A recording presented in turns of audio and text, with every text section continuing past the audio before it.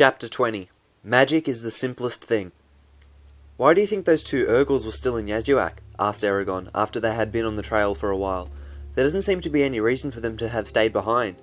I suspect they deserted the main group to loot the town. What makes it odd is that, as far as I know, Urgles have gathered in force only 2 or 3 times in history. It's unsettling that they are doing it now. Do you think that the Razak caused the attack? I don't know. The best thing we can do is continue away from Yazuak at the fastest pace we can muster. Besides, this is the direction the Razak went. South. Eragon agreed. We still need provisions, however. Is there another town nearby? Brom shook his head. No, but Saphira can hunt for us if we must survive on meat alone. This swath of trees may look small to you, but there are plenty of animals in it.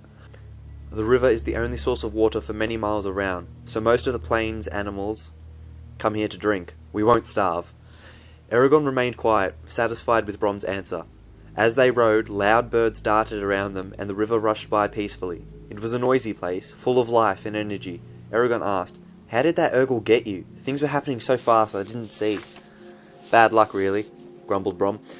I was more of a match for him, so he kicked Snowfire. The idiot of a horse reared and threw me off balance. That was all the Urgle needed to give me this gash. He scratched his chin. I suppose you're still wondering about this magic. The fact that you've discovered it presents a thorny problem. Few know it, but every rider could use magic, though with differing strengths. They kept the ability secret, even at the height of their power, because it gave them an advantage over their enemies. Had everyone known about it, dealing with common people could have been difficult. Many think the king's magical powers come from the fact that he is a wizard or sorcerer. That's not true. It is because he is a rider. What's the difference? Doesn't the fact that I use magic make me a sorcerer? Not at all. A sorcerer, like a shade, uses spirits to accomplish his will. That is totally different from your power. Nor does that make you a magician, whose powers come without the aid of spirits or a dragon. And you are certainly not a witch or wizard, who get their powers from various potions and spells. Which brings me back to my original point. The problem you've presented. Young riders like yourself were put through a strict regimen, designed to strengthen their bodies and increase their mental control. This regimen continued for many months, occasionally years, until the riders were deemed responsible enough to handle magic. Up until then, not one student was told of his potential powers. If one of them discovered magic by accident, he or she was immediately taken away for private tutoring. It was rare for anyone to discover magic on his own. He inclined his head toward Eragon, though they were never put under the same pressure you were. Then how were they finally trained to use magic? Asked Eragon. I don't see how you could teach it to anyone. If you had tried to explain it to me 2 days ago, it wouldn't have made any sense. The students were presented with a series of pointless exercises designed to frustrate them. For example, they were instructed to move piles of stones using only their feet, fill ever-draining tubs full of water, and other impossibilities. After a time, they would get infuriated enough to use magic. Most of the time it succeeded. What this means, Brom continued, is that you will be disadvantaged if you ever meet an enemy who has received this training. There are still some alive who are that old, the king for one, not to mention the elves. Any of those could tear you apart with ease. What can I do then? There isn't time for formal instruction, but we can do much while we travel, said Brom. I know many techniques you can practice that will give you strength and control, but you cannot gain the discipline the riders had overnight. You, he looked at Eragon humorously, will have to amass it on the run. It will be hard in the beginning, but the rewards will be great. It may please you to know that no rider your age has ever used magic the way you did yesterday with those 2 Urgles. Eragon smiled at the praise. Thank you. Does this language have a name? Brom laughed. Yes, but no one knows it. It would be a word of incredible power, something by which you could control the entire language and those who use it. People have long searched for it, but no one has ever found it. I still don't understand how this magic works, said Eragon. Exactly how do I use it? Brom looked astonished. I haven't made that clear? No. Brom took a deep breath and said, To work with magic, you must have a certain innate power, which is very rare among people nowadays.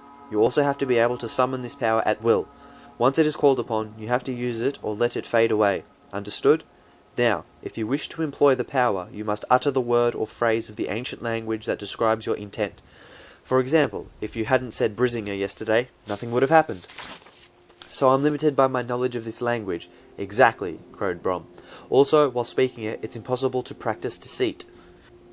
Eragon shook his head. That can't be. People always lie. The sounds of the ancient words can't stop them from doing that.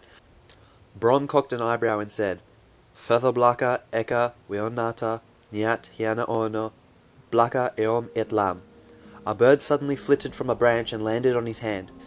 It trilled lightly and looked at them with beady eyes. After a moment he said, "Ether," and it fluttered away. "How did you do that?" asked Eragon in wonder. "I promised not to harm him." He may not have known exactly what I meant, but in the language of power, the meaning of my words was evident. The bird trusted me because he knows what all animals do, that those who speak in that tongue are bound by their word. And the elves speak this language? Yes. So they never lie. Not quite, admitted Brom. They maintain that they don't, and in a way it's true, but they have perfected the art of saying one thing and meaning another. You never know exactly what their intent is, or if you have fathomed it correctly. Many times they only reveal part of the truth and withhold the rest. It takes a refined and subtle mind to deal with their culture. Eragon considered that. What do personal names mean in this language? Do they give power over people? Brom's eyes brightened with approval. Yes, they do. Those who speak the language have two names. The first is for everyday use and has little authority, but the second is their true name and is shared with only a few trusted people. There was a time when no one concealed his true name, but this age isn't as kind. Whoever knows your true name gains enormous power over you. It's like putting your life into another person's hands. Everyone has a hidden name, but few know what it is. How do you find your true name? Asked Eragon. Elves instinctively know theirs. No one else has that gift. The human riders usually went on quests to discover it, or found an elf who would tell them, which was rare, for elves don't distribute that knowledge freely, replied Brom. I'd like to know mine, said Eragon wistfully. Brom's brow darkened. Be careful. It can be a terrible knowledge. To know who you are without any delusions or sympathy is a moment of revelation that no one experiences unscathed. Some have been driven to madness by that stark reality. Most try to forget it. But as much as the name will give others power, so you may gain power over yourself if the truth doesn't break you. And I'm sure that it would not, stated Saphira. I still wish to know, said Eragon determined. You are not easily dissuaded. That is good, for only the resolute find their identity, but I cannot help you with this. It is a search that you will have to undertake on your own. Brom moved his injured arm and grimaced uncomfortably. Why can't you or I heal that with magic? Asked Eragon. Brom blinked. No reason, I just never considered it because it's beyond my strength. You could probably do it with the right word, but I don't want you to exhaust yourself. I could save you a lot of trouble and pain, protested Eragon. I'll live with it, said Brom flatly. Using magic to heal a wound takes just as much energy as it would to mend on its own. I don't want you tired for the next few days. You shouldn't attempt such a difficult task yet.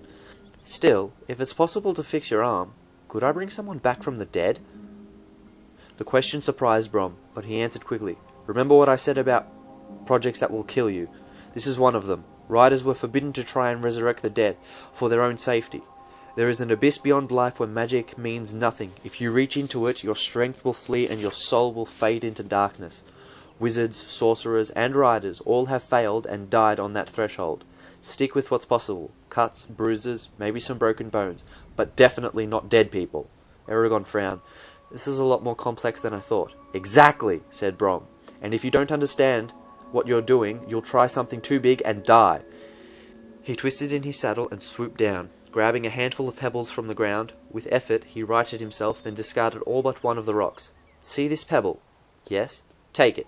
Eragon did and stared at the unremarkable lump. It was dull black, smooth, and as large as the end of his thumb. There were countless stones like it on the trail. This is your training.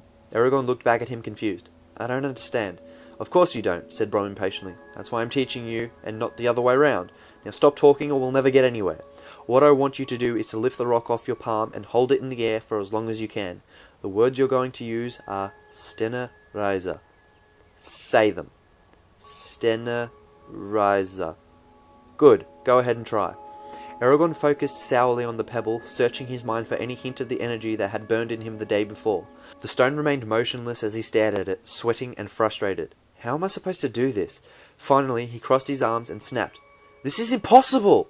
No, said Brom gruffly. I'll say when it's impossible or not. Fight for it. Don't give up this easily. Try again. Frowning, Eragon closed his eyes, setting aside all distracting thoughts. He took a deep breath and reached into the farthest corners of his consciousness, trying to find where his power resided. Searching, he found only thoughts and memories until he felt something different. A small bump that was part of him, and yet not of him. Excited, he dug into it, seeking what it hid. He felt resistance, a barrier in his mind, but he knew that the power lay on the other side. He tried to breach it, but it held firm before his efforts. Growing angry, Eragon drove into the barrier, ramming against it with all of his might, until it shattered like a thin pane of glass, flooding his mind with a river of light. "Stenna Riser!" he gasped. The pebble wobbled into the air over his faintly glowing palm. He struggled to keep it floating, but the power slipped away and faded back behind the barrier. The pebble dropped to his hand with a soft plop, and his palm returned to normal. He felt a little tired, but grinned from his success. "Not bad for your first time," said Brom. "Why does my hand do that? It's like a little lantern." "No one's sure," Brom admitted. "The riders always preferred to channel their power through whichever hand bore the Gedway Ignasia. You can use your other palm, but it isn't as easy." He looked at Eragon for a minute. "I'll buy you some gloves at the next town, if it isn't gutted. You hide the mark pretty well on your own, but we don't want anyone to see it by accident. Besides, there may be times when you don't want the glow to alert an enemy. Do you have a mark of your own?" "No, only riders have them," said Brom. "Also, you should know that magic is affected by distance, just like an arrow or a spear. If you try to lift or move something a mile away, it'll take more energy than if you were closer. So if you see enemies racing after you from a league away, let them approach before using magic. Now, back to work. Try to lift the pebble again." "Again?" asked Eragon weakly, thinking of the effort it had taken to do just once. "Yes, and this time be quicker about it." They continued with the exercises throughout most of the day. When Eragon finally stopped, he was tired and ill-tempered. In those hours, he had come to hate the pebble and everything about it. He started to throw it away, but Brom said, "Don't. Keep it." Eragon glared at him, then reluctantly tucked the stone into a pocket. "We're not done yet," warned Brom, "so don't get comfortable." He pointed at a small plant. "This is called Delois." From there on, he instructed Eragon in the ancient language, giving him words to memorize, from Vondur, a thin straight stick, to the morning star, Adale. That evening they sparred around the fire. Though Brom fought with his left hand, his skill was undiminished. The days followed the same pattern.